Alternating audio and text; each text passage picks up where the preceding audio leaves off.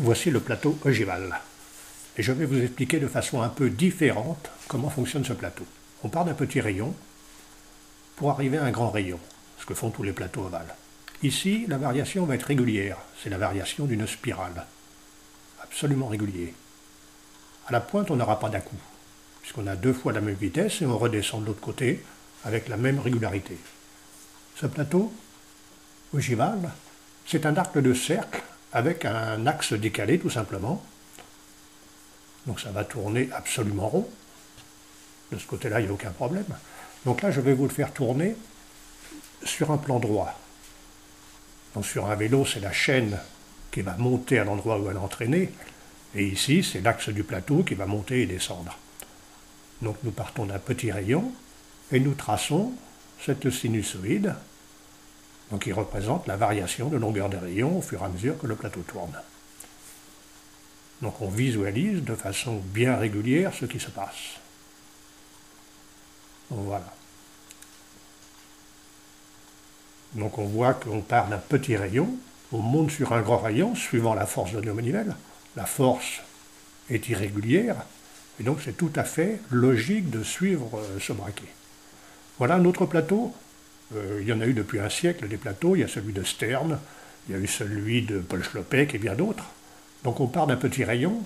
Ce plateau-là reste sur un grand rayon assez longtemps, comme la plupart des plateaux ovales, et redescend au petit rayon.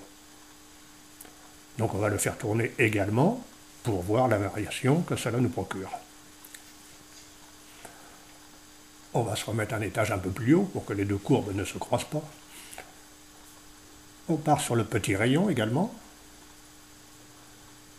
Et on va tracer cette courbe qui représente la variation des rayons. Donc on part du petit rayon, on monte, on va rester longtemps sur un grand rayon, on va redescendre assez rapidement pour repartir,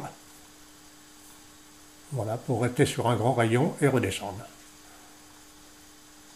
Donc voilà, visualisez cette courbe. Donc on voit qu'on n'a pas une variation régulière, qu'on a des à-coups, on les visualise, il n'y a pas de mystère. Hein, à partir du moment où on n'a pas une courbe régulière, c'est moins agréable, ça va faire des petits à-coups dans les jambes. Donc on comprend mieux là pourquoi tous ces plateaux ovales ont eu du mal à percer. Le plateau ogival est absolument régulier. On pourrait presque retourner cette courbe, donc elle est aussi bien dans les pointes que dans le creux. C'est vraiment magique. Et on comprend maintenant pourquoi il a battu le record de l'heure.